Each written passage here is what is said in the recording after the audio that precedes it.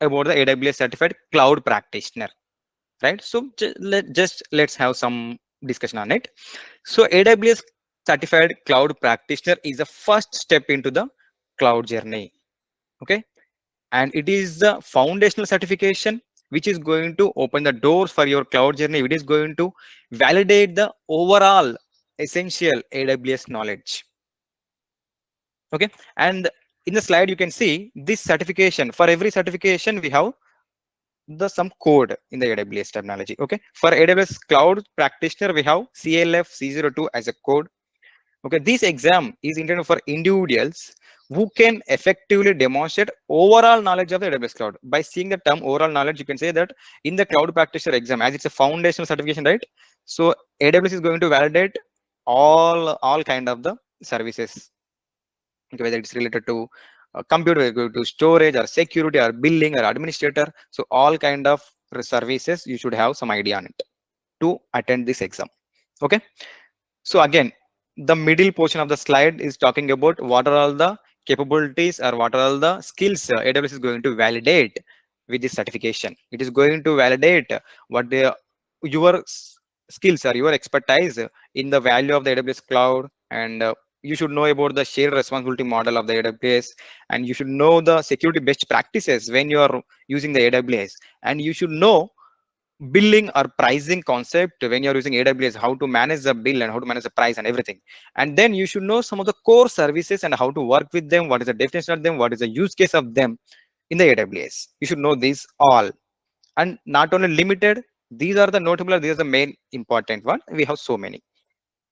And who should take this certification? Who can take this certification? Actually, everyone can take, there is no limitation. But to say accurately, very beginner into the cloud company, everyone who wants to start their career in the cloud computing, they can take the certification. And line of business employees also, whether let's say some people may think they are working in the marketing side, they're working in the financial side, they will not require these technical skills, but nowadays organizations are including them into the technical discussions, right? If you need any kind of application for your finance team, you should discuss with the technical team, you should have a conversation with the AWS or cloud team, right? So to have a enhanced communication, you should have the skills, some basic level of skills. So with this certification you can get that. And the anyone who is aspiring to start their journey in the cloud, okay, these are eligible to take or welcome to take the certification. So that's it about this slide. Let's move to the next slide, please. Yeah, so we talked about the base or the important topic of the cloud practitioner. Right now, what let's have some overview and outline of the content also related to this is certification. If you see the left side of the slide, overview of the certification I put here, or the overview of the exam I put here. So this cloud practitioner certification is commander foundational category, and duration is going to be 90 minutes, and you are going to have 65 questions in this exam. And even in depth, if you ask me, 50 questions are only for the scoring and 15 are to from research purpose from the AWS side, but we are not going to identify, we are unable to identify them in the exam. For us, it is completely 65 questions, and the format is whether you may have multiple choice questions or multiple for some questions they may ask you to give multiple responses also, not only one answer. For some questions you may have to give two or three responses also, but some questions you need to just select the option, that's it. And the cost of the certification is $100 for this AWS cloud practitioner.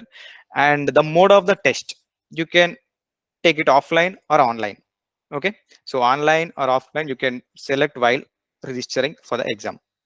And the score, actually this exam is going to for the 1,000 marks, and you need to get minimum 70% to pass the certification or to get the certified. Okay, that is about the overview of the exam and the certification. And if we deep dive into the content outline, what are the domains? So inside the cloud we have so many services, right? So if you categorize them, we have domains. Okay, so what are the domains is going to cover under this inside this certification, and what are the percentage they are going to cover? Okay, so if you see four categories or four domains, they are going to ask you questions on these domains in the examination. If you take cloud concepts, we have 24% of weightage, and if you take security and compliance, we have 30%. And if you take cloud technology and services, they are going to ask you almost 34%, cover 34% from this domain. And again, they are even going to test you on the billing or support domain as well. And there you are going to get some 12% of questions. So if you observe here, almost every corner of the service they are touching, because this is a foundational certificate, and which means you are going to have complete or overall idea, at least the definition level idea to some services, and some kind of practical idea on some services.